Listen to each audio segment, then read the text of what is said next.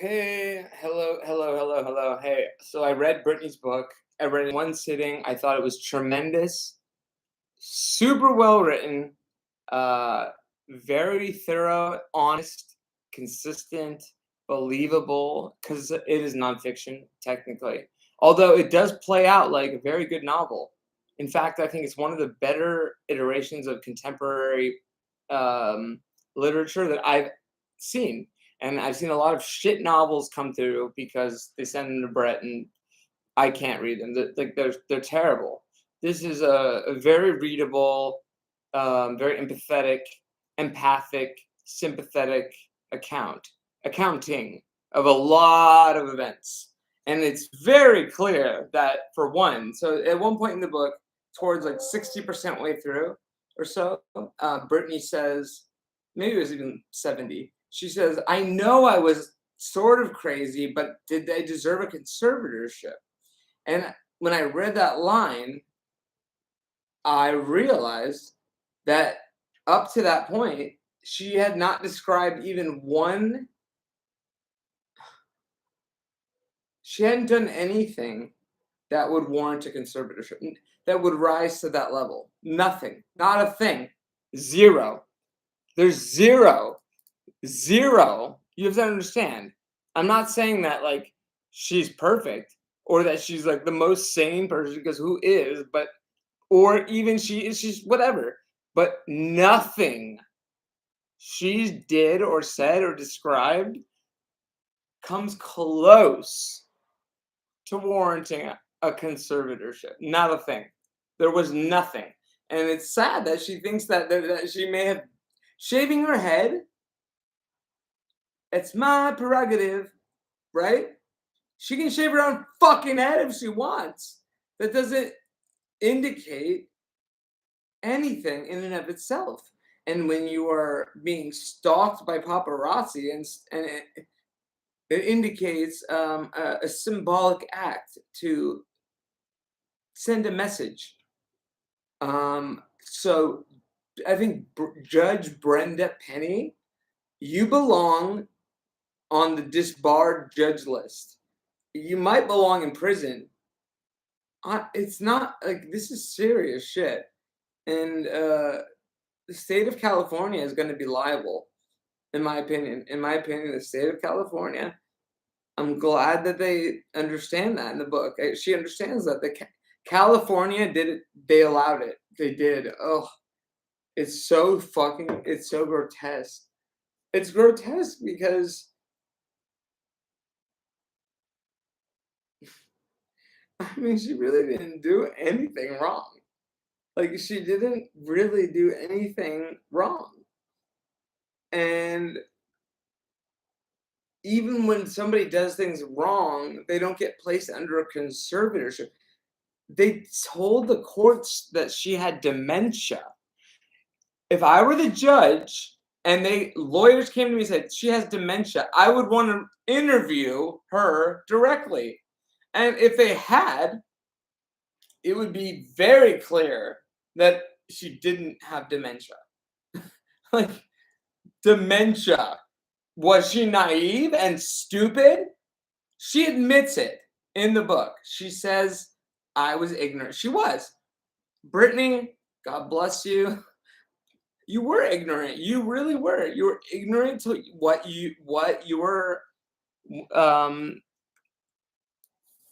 you were ignorant to what you were able to advocate. You didn't know how much you were being abused by the law.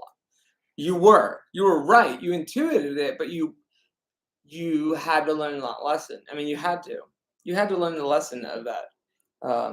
Thank God you did, because now you're more powerful of a soul than ever. And I'm sorry you went through. I mean, look, your dad he's gonna get cosmic justice. I assume that's my opinion. I think he belongs in prison with Lou Taylor. Prison. I think they belong in prison. In my opinion, the enslavement of a wealthy, uh, important figure. I mean, you did a lot. You accomplished quite a bit without a conservatorship after you were 18. which is indicative of a highly productive, highly intelligent person. And then you got placed into conservatorship under very strange, I mean, a confluence of pretenses. Kevin, look, do I think Kevin Federline is the worst guy in the world? Honestly, if I hadn't met the world, maybe maybe I would think so. But to be quite honest, he seems rather perfunctory on some level. Like, okay, that of course you did that. I mean, so Brittany, you were young. I know. I went through a lot. I made a lot of those mistakes, but it's our fault. It's our fault. We have to take accountability. We have to take accountability when we're defamed or we're like abused, and we don't uh, very exactingly articulate it. Like it is, in some level of on the pie chart of 100%. We do have some responsibility. I think that you know that if you're watching, Brittany. But you were gaslit.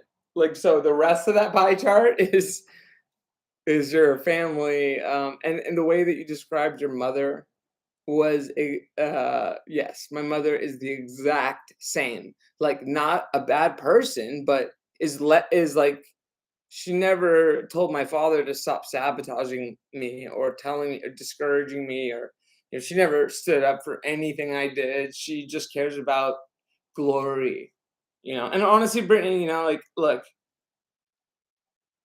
there was a one video I saw you in post the conservatorship being gone, and you looked vivacious, vigorous, and I saw you coming back to life.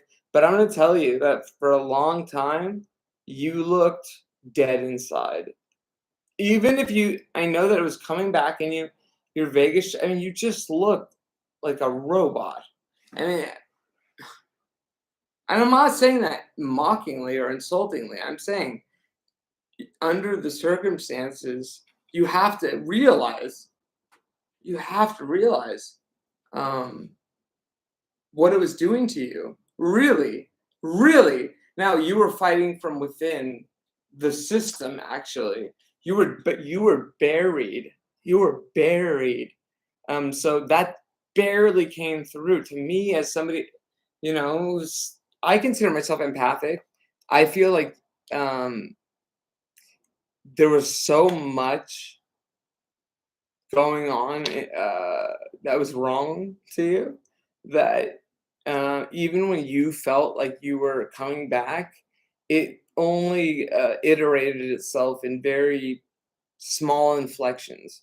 It wasn't like and I say this because I love you and I want, well, I don't care if you perform again. It's your prerogative. That's your choice. That's your choice. I think you're amazing. Britney Spears is amazing. She's fucking amazing. She's an amazing human being. But it just makes you. It's like, it's so sad. It's so sad that somebody was so amazing and such a kind person with such, some people would call it fortune, good fortune. Like, she's Britney Spears. She's like, she's the biggest pop star in the world. But what does that come with? It obviously came with quite a bit of not goodness. I mean, because you didn't. It's because you didn't get exposed to all the elements, and in your bubble, you didn't. You felt it. I know you felt it, but you didn't you didn't run into it. Like, look, I didn't. I don't know. I actually think I was quite like you until 2021, when I really I just really was like, what? Why have I been lying? Like, why have I been lying to myself about what is going on? For whose sake? And what am I lying about? And I really started to think about the interactions I've had with people. And I started to think, oh, they were terrible. That was not okay. That was not okay. That was not okay when you did, various interactions. Luckily, I have a partner, a long-term partner, who's never done that to me. I mean, imagine. Most of us can't. And that's how lucky and blessed I am. Is imagine having a partner for 13 years who never did that to you, ever. Never treated you like you were subhuman, ever. Um, May at times didn't understand what was happening, but never turned his back on me, never failed to listen to me or to compromise or to understand where I was at. Um, and I'm sorry you didn't have that. I'm sorry you didn't have a my partner. But even with that, even though he was, even though my partner, my boyfriend, Brett, is basically he's among the most famous novelists in the world. Now he hasn't sold as many or written as many books as Stephen King, but he wrote American Psycho and he wrote a book called Less Than Zero, and he's he's like a leading voice in literature. Maybe number one. If we're talking about like literary value, he might be the most important author that's alive today. Like but that didn't actually actually doesn't he's not just because that's true. That actually prevents him from being able to express himself in the way he feels. Like I mean, well, he can, but it doesn't. It doesn't. What it does is it ignites passions on many sides. It doesn't actually. He's incapable, I'm not saying he like Brett, but his celebrity makes him incapable of being able to convey an idea to the public um, with genuineness. So they will never consider it sincere. They'll never take it. They'll judge it, and the truth is that a lot of times they'll misread it and abuse him for it. And he's literally just saying what he thinks. Like, and he's human. He's human, and we disagree on lots. But he's just human, and he expresses himself, and there's a lot. He doesn't actually. People would assume that that's like a lot of power that he has. It's actually, it's not. It's like, like in your book, in Britney Spears' book, I guess I'm talking right to Britney, I might as well. In the book, she talks about testing the limits, like testing reality. If you're famous the way you are, now Brett is a different type of famous, but he is very famous. He's currently on a world tour, on a fourth leg of a world tour, which for a book, not for a tour like but you have to do like 100 shows. But that's a huge thing. I mean, that doesn't happen. That's a very uncommon thing for authors to actually go on world tours. Like the money economics are rarely there for that. Now he packs the house. Everywhere he's gone in Europe has been a packed house. Now I want to say this to some people. When he the other day he texted me. He said, "I don't want to complain, but like I'm tired of this." And I said, "Babe, like I would seriously rather shoot myself in the head than go on the tour that you had to go on. I swear." Like, I am not someone who's interested in traveling around Europe and being lauded and praised by masses. That does not, and it took me a long time to realize that too. People would say to me a lot of times, like, "Does Brett take you on tour?" And I'd say, "No, no," because he actually when we first started dating, he went on tour, and people were saying, "Does he take you?" And I say, "No, he." And they would sort of say like, I think they would sort of insinuate that he didn't love me because of that. But over the years, after he's been on a couple tours, I realized there's no fucking way I would want to go on that thing. No, no, ain't for me. Fuck that. I'm not gonna go get shuffled around from his event to his event to his event, and have to fucking watch all these people idolize. Like, I'm not interested in doing that, and so I'm grateful.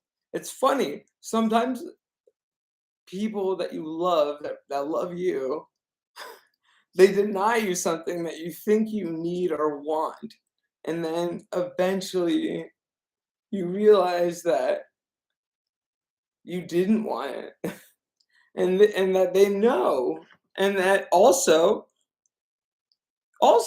he would have had to pay for me.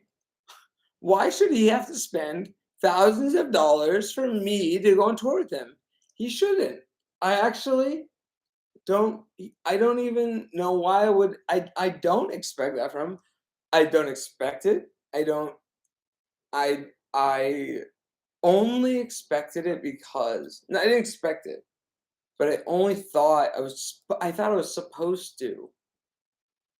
People would say like, "Why aren't you on tour with him?" And I'd be like, and I would tell him, I think I should come." And Brett, in his wisdom, in his infinite fucking genius wisdom, God bless him, would just say, "No, I'm not a fucking big." And that was it. And it wasn't really like a long fight or anything. Like there was one time, and I was like, okay. I was embarrassed a little bit, but to be quite honest, it was fine. It was totally with it. I respected his opinion, and I didn't take it as an assault on me, and I didn't I got through it fine. It was fine. It is fine. And now I don't think, unless I had something personally to promote to make money off of, I would don't think I would choose to go on any tour with Brett. It sounds horrible. Actually, I it is. Like, well, for me it would be. I don't like being shuffled around. I don't like bam bam bam bam bam bam. Do this, do this, do this. Like, no, no, no, no, no. No. I'm gonna still I'm gonna chill in my house, in my apartment, and do whatever I want and all day, like for multiple days. That's the life that I want to live. I don't want to be on Brent Easton Ellis's book tour at all. It doesn't sound fun. I don't think I'll ever go on a book tour like that. I won't actually. I won't. It's a publisher thing. I won't. I won't. I don't care. I'm lucky. I don't need to. I don't need to work that hard. You did, Brittany. I mean, Brittany, you did have to work that hard. You need the money. I get it. Luckily, Brett's doing it for me, so I don't have to. And then, hopefully, I won't waste the money and need to do something like that. But if I want to, then it would be nice to do it. But I mean, currently, doesn't it doesn't sound fun at all. It sounds horrible, horrible, horrible. Doesn't sound. I don't like. Brett is in a new hotel every 2 days. Like that. What does that mean? It means that he had to pack, unpack, travel on a plane, go to another hotel, check in, get a room, and it's like, yeah, I think Brett likes hotels. He likes to see new hotels, but I don't care about I don't care. I get that. I get it. There's a hotel, but I don't think that I don't think it's something that's fun. Uh, it's not fun. It's not fun to go. I mean, it's fun maybe if you're young and you like the attention, and that's fine. And that's the good part. The good parts are when he's doing, I think, the interviews. But it's a lot of work, and it's not so you don't need to take someone on tour with you. If they're your child, okay. Uh, uh, I'm not gonna be dragged away from my life to promote Brett's book. I love Brett, and I hope it does well, the book. I can't control anything, though. So, I'm not gonna go like, I don't I have no place on that tour. So, I have no reason to go, and, uh, and I don't, and I enjoy the time that I have to myself, and then I miss Brett when he's gone a lot. And why? Why do I miss Brett? You know why? Because he's the only person that I really love. I mean, to be quite honest, like really, like who I feel like sees me, hears me, understands me, loves me, accepts loves back from me. Um, but I don't need to go on his book tour, and I don't want to.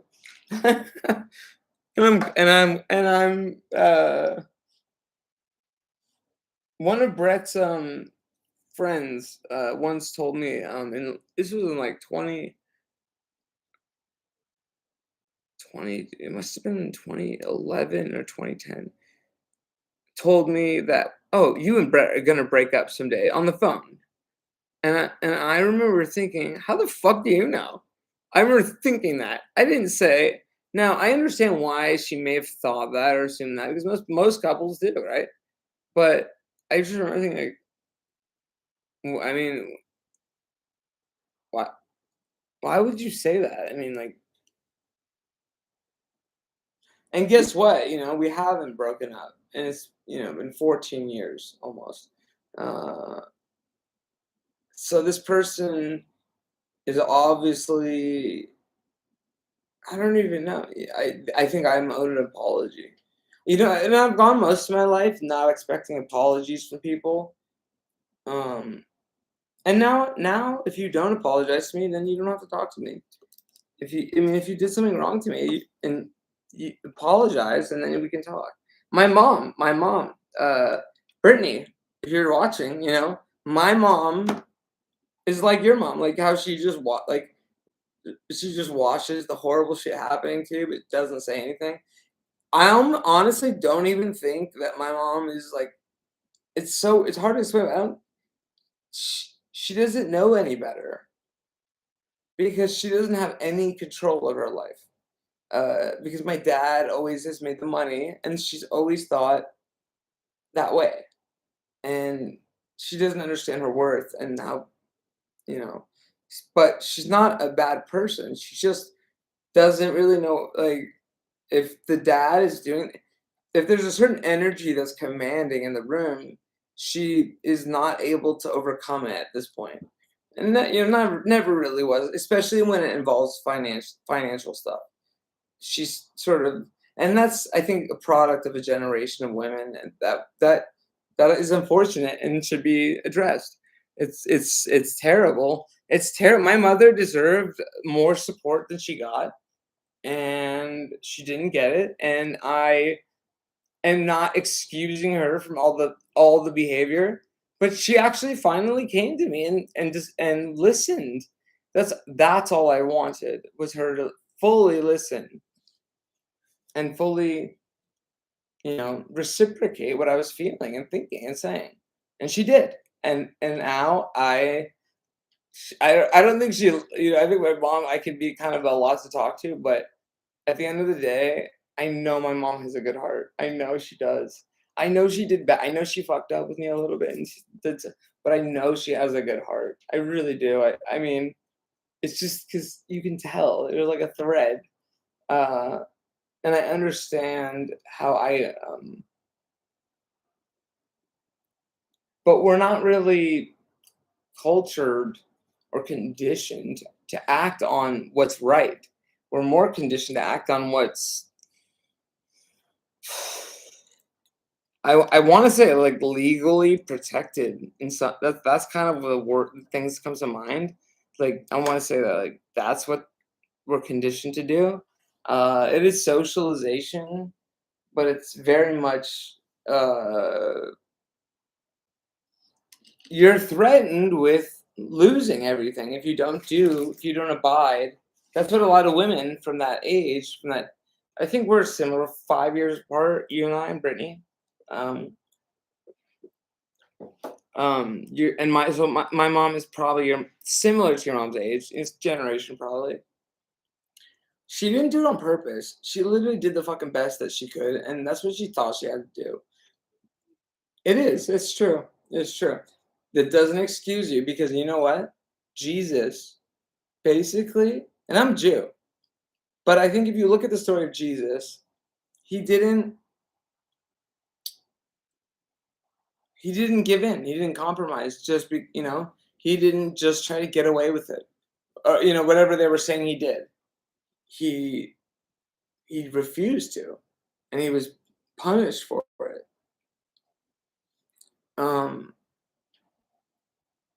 And that is a very like Jesus is like like as far as historical figures go, I mean that's brave. That takes a lot of courage.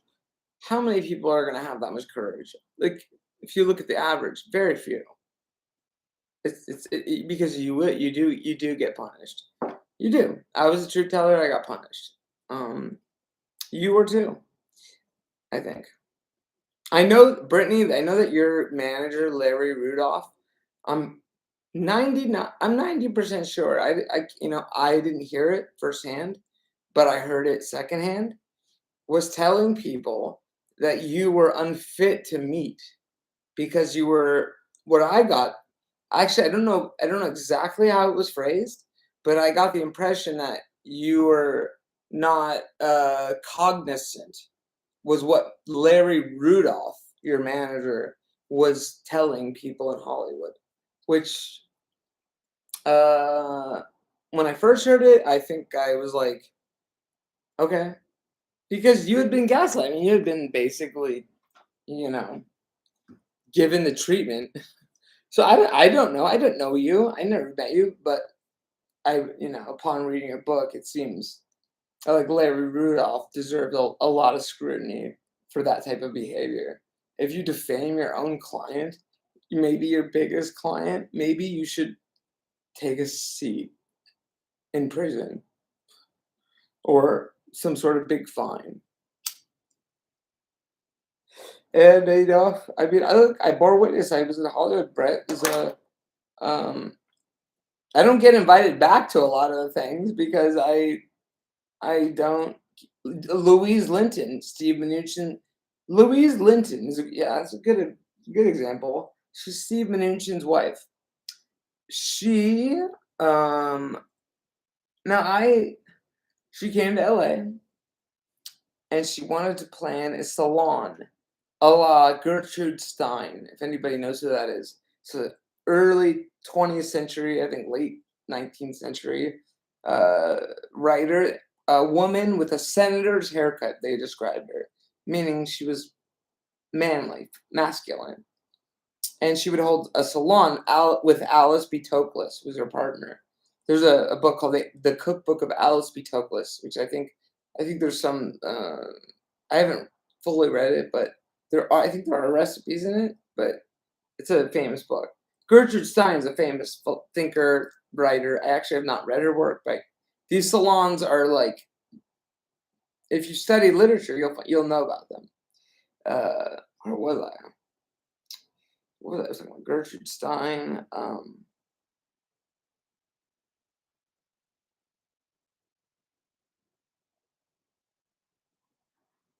Louise Linton. So she wanted to have one of those salons, and I get it. I love Louise. I actually think she's lovely and empathic deeply, but I think she's a bit trapped in a world, but she abides it. And I don't, like she does. She would rather be in with the people of Hollywood than to, do what's the right thing. And here's the thing is I never did anything. She can say, I don't know. Actually, it's hard to explain. So, but the thing she invited Brett, my boyfriend of 13 years, basically my life partner, to her baby shower and didn't invite me.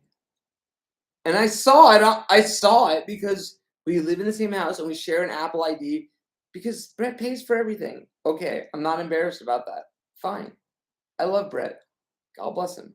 But I saw she invited Brett and not me and I was supposed to be her friend. And I know why. It's because she had had lunch or dinner with Alex Israel, a artist, fine arts, who I realized, you know, I had an issue with. And she chose to take Alex Israel, who's more connected, more powerful directly than me. Not to, like in Hollywood, you can pull strings, better than I can because I'm not really that interested in pulling a bunch of strings. But Alex is, and Alex. The truth is, he tried to actually cut Brett out of a lot of money on a completely absurd deal that really he should never have been engaging in the first place. But he tried to cut Brett out of quite a bit of his percentage. Uh, is not That's the truth. I didn't sign NDA to say. So I called Alex out in 2021, and I said, "Hey, Alex, um, don't ever like devalue my boyfriend like that again." And I don't say that because he's my boyfriend. If Brett was not like a storied historical writer, I wouldn't say that. I only said it because it's Bret Easton Ellis, and I understand what it took to be Bret Easton Ellis. I know a lot of work, a type of life that most people are not willing to do. And that's okay. But Brett did it, and he deserves the credit, and he deserves it. Alex wanted to make money off of his name and reduce Brett's royalty rate on paintings. And Brett was I don't think he was ever gonna say yes to it. But when I heard about it, I was like, now I don't know. Brett doesn't agree necessarily with me what I'm saying, which is that I'm saying that Alex Israel, in my opinion, that was horrible what he tried to do. And I called him out on it. And then he started calling my fucking boyfriend all the time and saying, Your boyfriend's crazy." And then I said, "Alex, please, if you have a problem with my behavior, please come to me. Please, please, please come to me first. Like if you can't, like if we talk and I'm so deluded that you can't get through, fine. Go talk to Brett. But come to me first." The next day, another fucking email or call from Alex. Now it's combined with Louise Linton, who had more plausible deniability than Alex did. Louise didn't do anything like that. Louise Louise is a good person, I think. I really do. But she needs to understand that you don't treat you can't treat me that way. Well, you can, but I'm not okay with it. And that's Louise's prerogative. I can't call Louise a bad person. And Alex, I don't know if he's got I do think he has I wouldn't call him a good person. I would call Louise a good person, to be honest. I know her heart is on fire for justice and righteous things, but she has a very I understand. I get it. I get Louise. I love her. Even if we have some sort of argument or I do. I think she's a good person. I met her. Like she's real. Like that's what it's like. But she didn't invite me to a baby shower because Alex Israel was invited. Because Alex Israel was invited, and I know, and I Alex Israel, I told him that if he ever told my boyfriend again that I was crazy without, substantiating it, that I would sue him. And I will. I will because what he did to me was so abusive and sick. And I realized that it took me 2 years. I understood it when I talked to him and I confronted him, and I realized, oh my God, you're a liar. Because he kept saying, you said something about me, but I didn't remember what it was. Now, I do remember the conversations I had with Alex. Alex Israel, all of us, he forgets the one detail that, what's the word? Makes him look bad. That's the one detail he forgets. I'm not that dumb, okay? And it's like, it's not about being dumb. Sometimes it's about just being like, okay, like Todd, don't be a fucking idiot. Don't be a total pushover idiot. Obviously, he wanted to keep suppressed his what was an illegal, I believe. This is my allegation and belief, my full belief. He wanted to suppress this whole thing that had happened that I called him out on. And he gaslit me to my boyfriend on top of a campaign that was already going. And Alex Israel doesn't have any clue how much damage his bullshit caused me. He's lucky I haven't sued him and that I don't, because I don't really know. It's so complex, but it's real. I don't think I could bear doing that case. I mean, with Google and YouTube, it's obvious, but with Alex, it's subtle, and I get it. But Louise, is like Alex is. I mean, I guess she thinks he's powerful.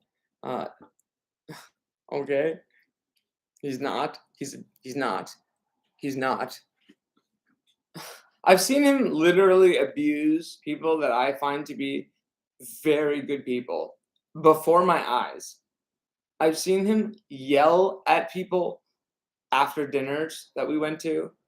Seriously, like degrade them. I remember one instance in particular where I was I just couldn't I couldn't believe it. I couldn't believe it. Who does this fucker think he is? He's yelling at a grown person, telling them how they're supposed to act at dinner with him. If Brett ever did that to me, I'd say goodbye. I'd rather go live on the streets than live with somebody that does that. Now, I don't know. Brett's, we've had our arguments for sure, but you know what? It's actually worse if it's not your partner. It's worse if it's not, because it shows that you're like an entitled piece of crap. When you're with your partner, maybe your partner has done, like, maybe I've done some shit that over the years that's built up, and he's letting it out. But this was not that. This was a person who felt entitled to the body and to the actions and reactions of somebody else. And I saw him chastise that person. And I don't, and I amended my consciousness in 2021, and I decided I don't want to lie anymore, or protect these truths. I don't want to live like that. I don't want to live like that. I don't want to hold in my consciousness all this terrible behavior. I can't live like that. I have to say it. I Is Alex's friendship is Louise and Alex's friendship worth the suffering that I have to go through, knowing that these people, not Louise, but Alex is. Well, even Louise, whatever she did, she didn't invite me to the baby shower. It's not what Alex did, which is berate an individual for not adhering to his sense of society, as it were, which was sick and twisted, and it was absolutely sick and disgusting. And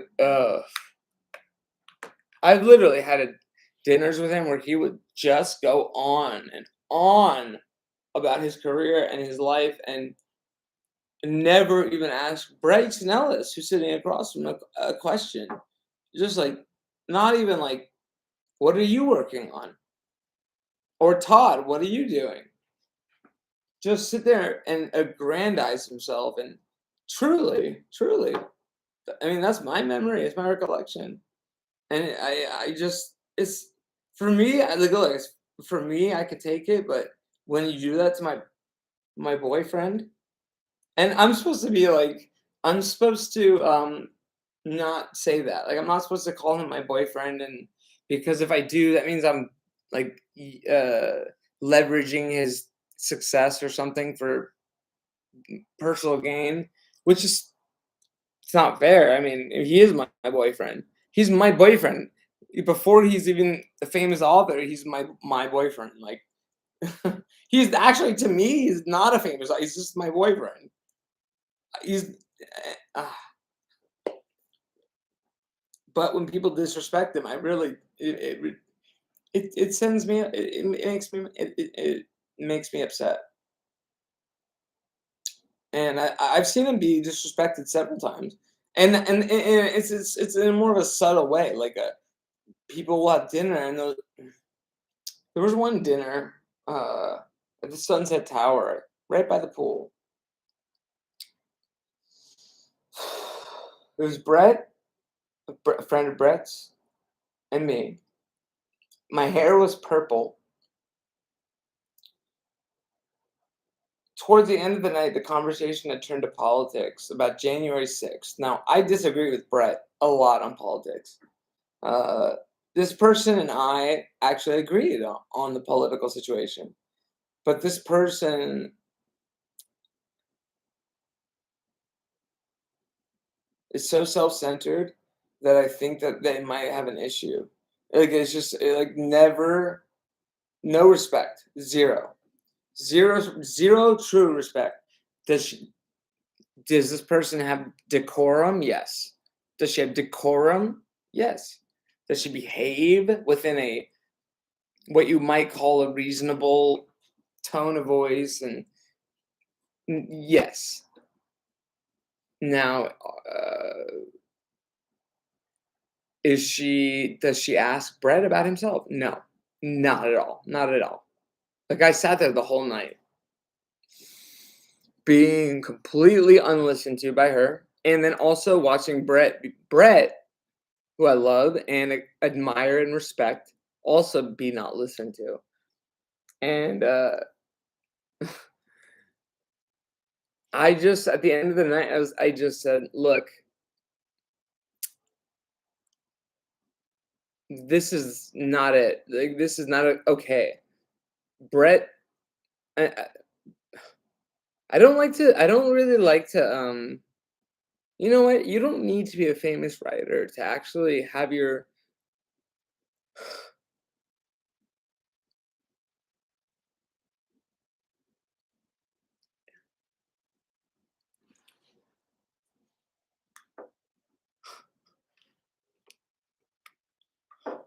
you don't need to have accomplishments to have your reality be valid or to be asked how you're doing or what's going on. It's not, it doesn't matter if you're famous or you're not, or you're homeless, or if you're at dinner with somebody and you're talking for hours.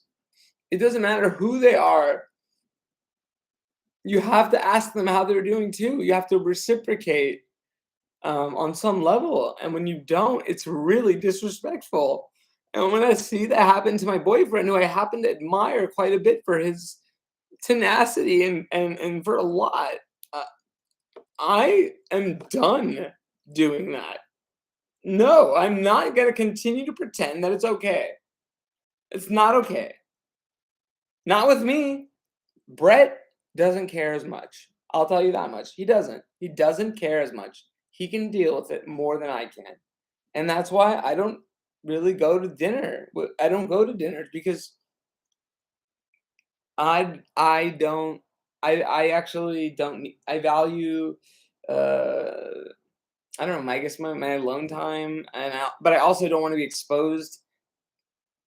I don't wanna be put in situations where I have to pretend or not say something that I think.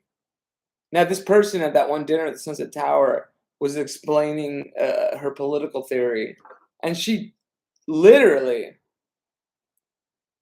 I explained it articulately, and she took the words right out of my mouth, said them right to Brett as though it were her own original thought. And I was stunned. I remember being stunned.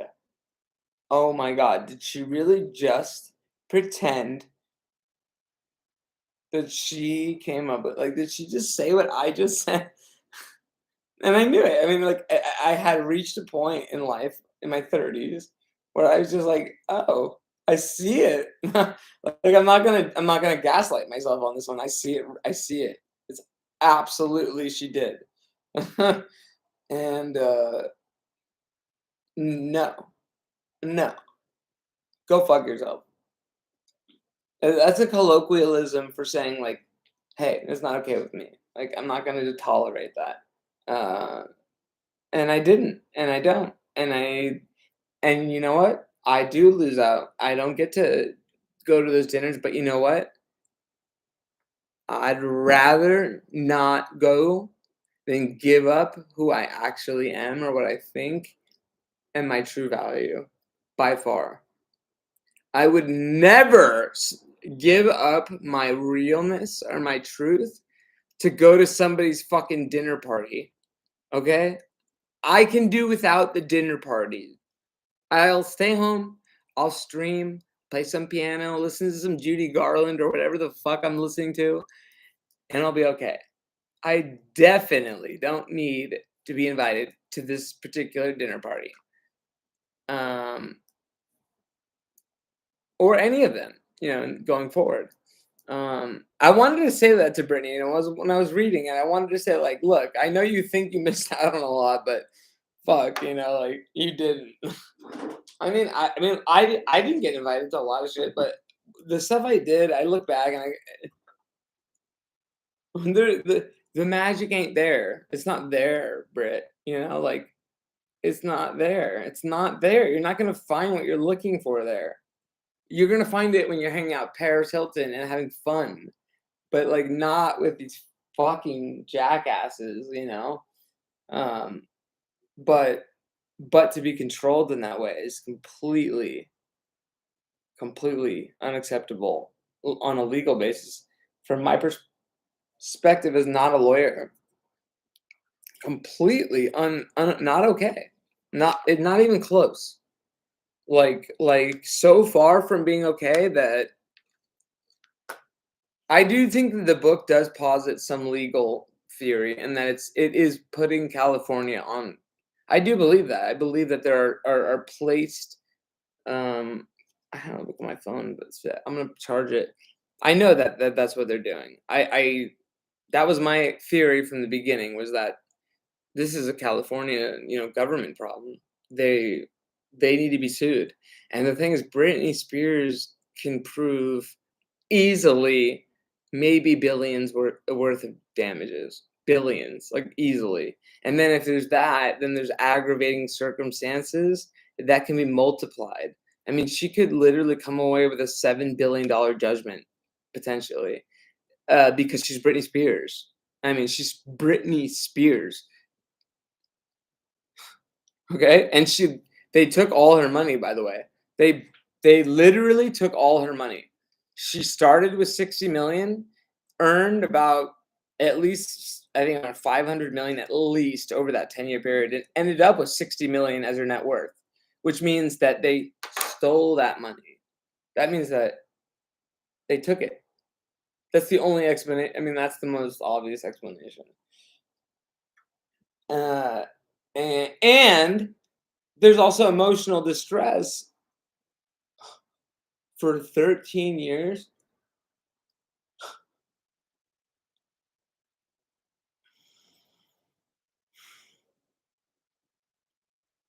That's a big case. I wouldn't trust Matthew White, whatever your lawyer's name. I really wouldn't trust any. I don't know. I don't. I personally don't trust any lawyers, but you need a lawyer. You probably do. That's probably the fact. I don't trust them. I'll never hire a fucking lawyer unless it's just to consult me. I'm never gonna fucking like hire a lawyer to represent me. I would have them unless I just didn't want to deal with some small issue.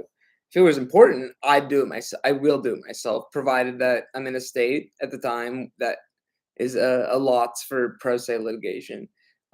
Because I honestly like I've done that with Google, and wow, let's just say wow, wow. I wonder what my lawyer would have said to this nonsense, or what he would have told me about this nonsense that's coming from Google's lawyers.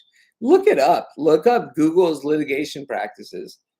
It's not shocking, but it really does discredit them a lot. And I actually have emails myself that discredits this lawyer quite a bit.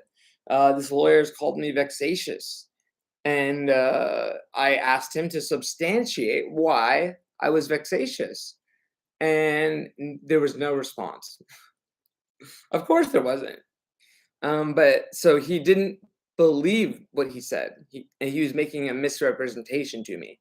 Now that might not be sanctionable under like California law for lawyers in terms of litigation privilege, which means that lawyers can do whatever it takes, I guess, to sort of protect you on some level.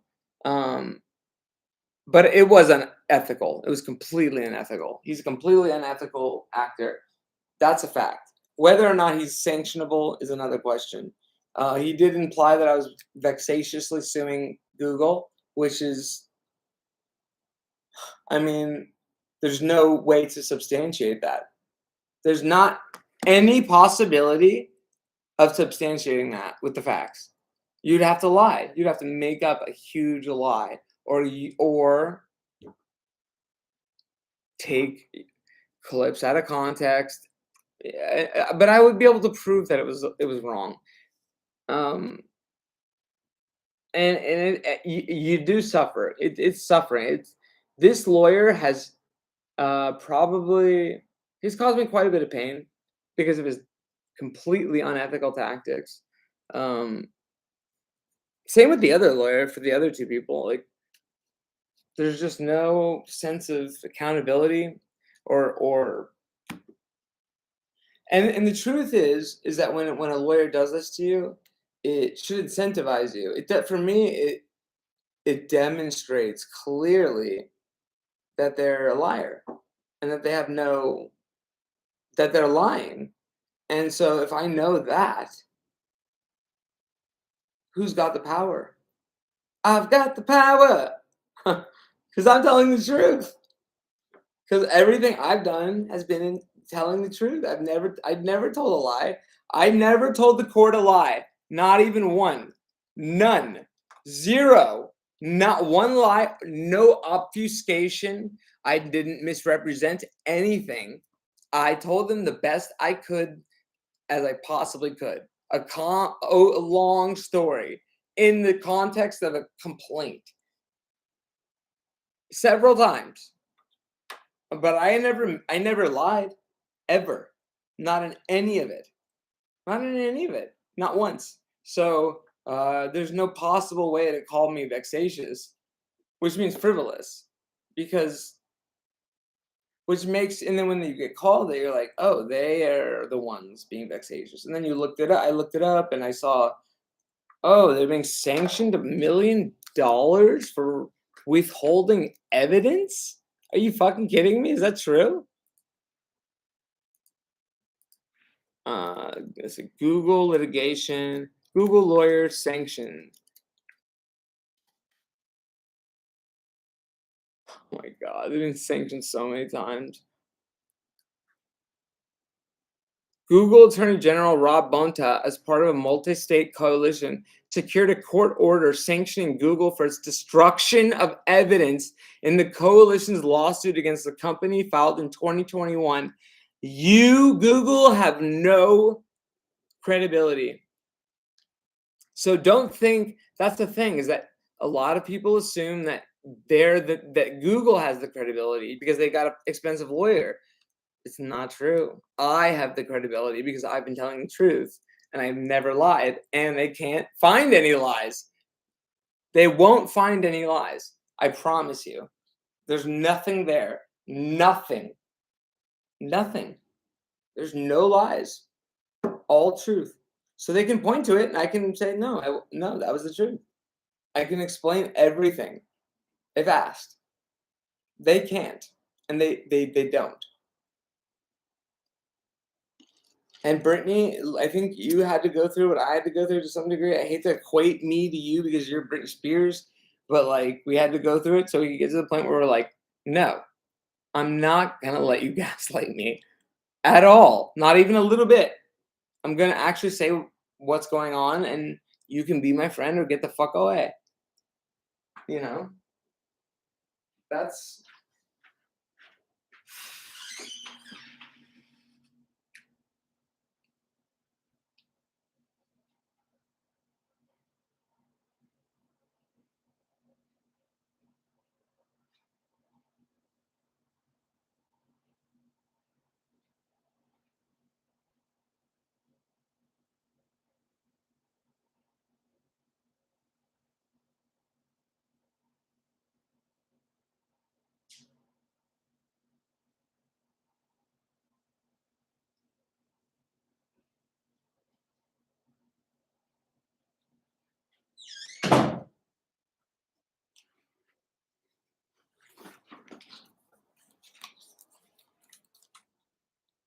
ooh, freedom from the Magic Mountain. Thomas Mann's The Magic Mountain. That's the chapter I'm on. Freedom. It's called Freedom.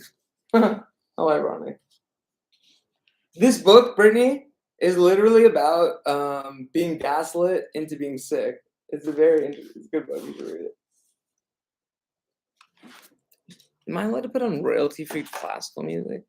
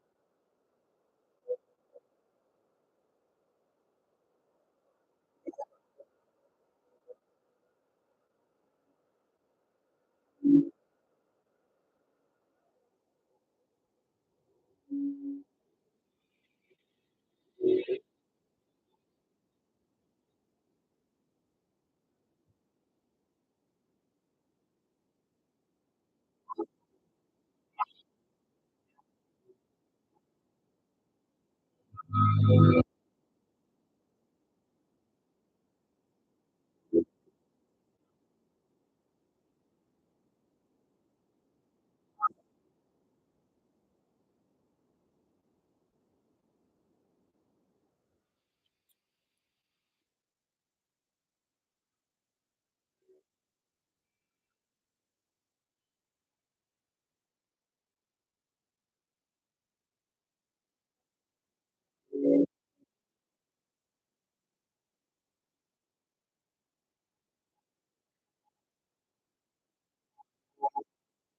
my god, such a brilliant this is a so, oh, I love this line. Oh, yes, irony. Be aware of the irony that flourishes here, my good engineer. Beware of it in general as a intellectual. When it is not employed as an artifice of classical rhetoric, the purpose of which no healthy mind can perform, it becomes a source of depravity, a barrier to civilization, a squalid flirtation with inertia, nihilism, and vice. Since the atmosphere in which we live provides very favorable conditions for small plants to flourish, I may hope or perhaps I fear that you do one one thing to say about that. Red Scare. Josh,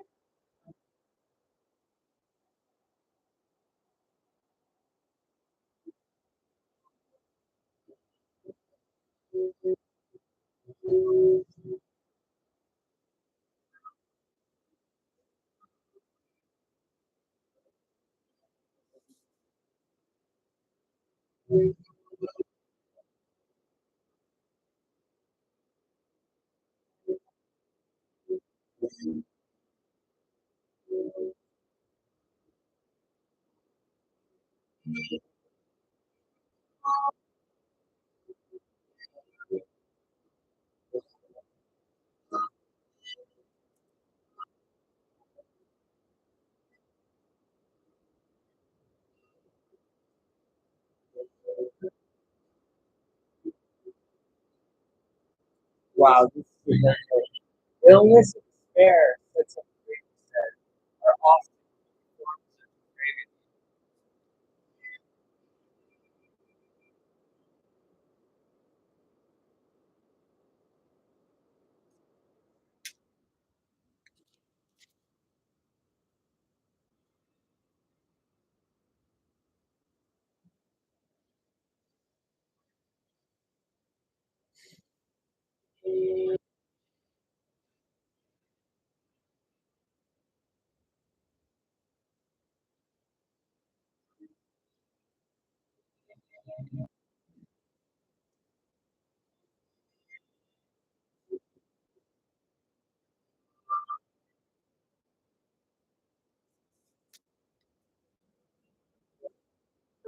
Gracias tanto.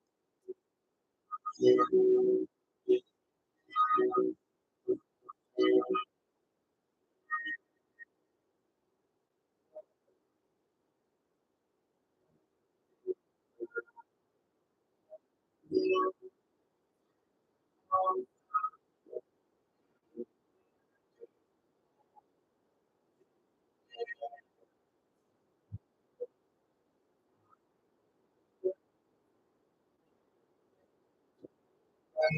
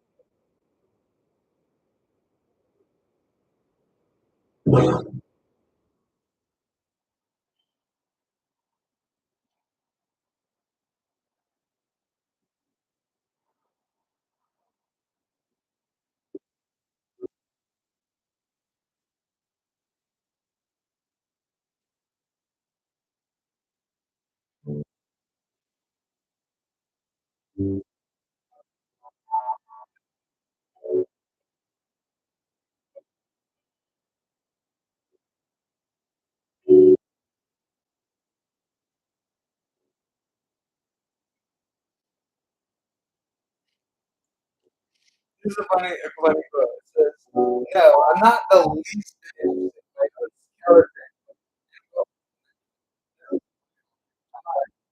I'm not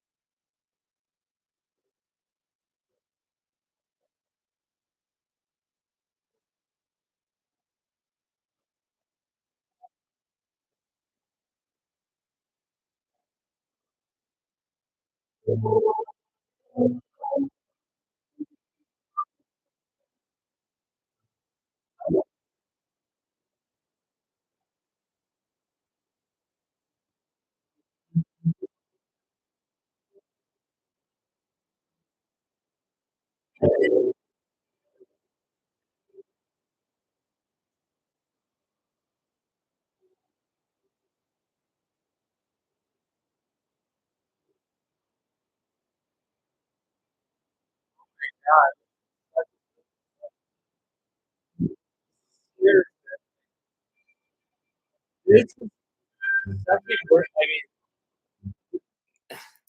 this is I mean, it's brilliance. It's sheer genius. The prose is I don't think I've ever read better prose than Thomas than this. I mean, it's just wow. And look, I like Britney's book. It's not Thomas Mann. Thomas Mann, thi oh my god. This is a right this guy really I don't know. He may be one of the best writers of all time. I mean, he is, but I mean, I mean, he's just that chapter was fantastic. Wow. I highly recommend it.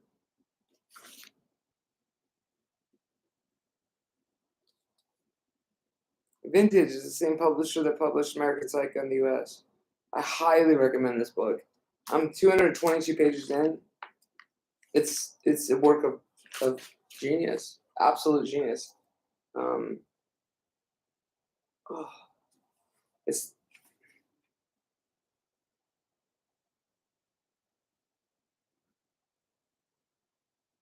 I don't think a lot of the writers today are doing that type of work. Like I think that they're maybe it's just not that popular, but this is like it's a really good book. It's a really good book. I guess that covers everything.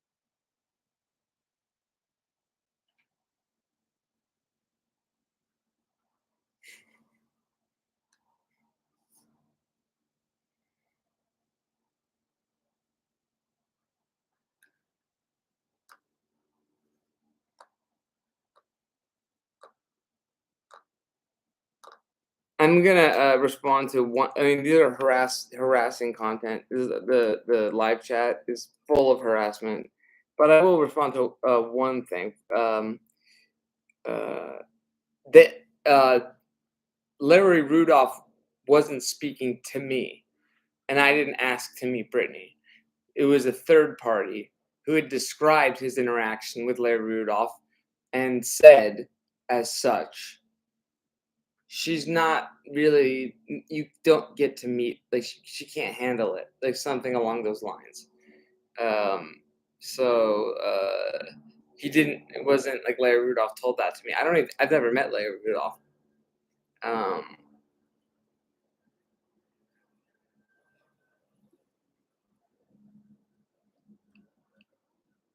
Damn, this fucking platform sucks.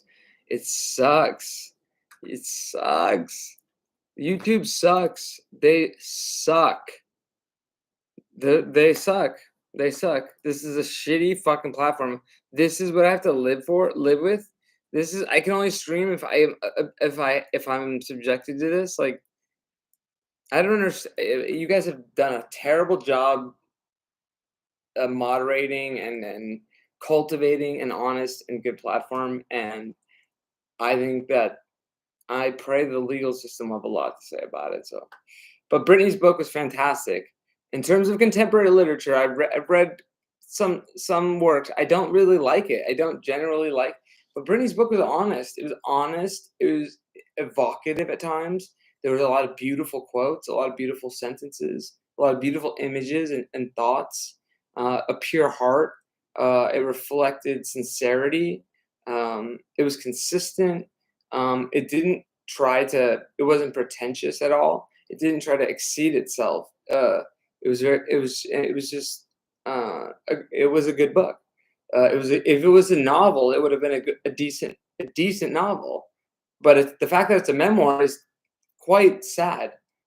That it's quite sad. But I think the point is that, I'm through being sad, and now well, I was mad, and now I'm glad because I know what I know, and I am not gonna forget it. I'm gonna litigate whenever I have to.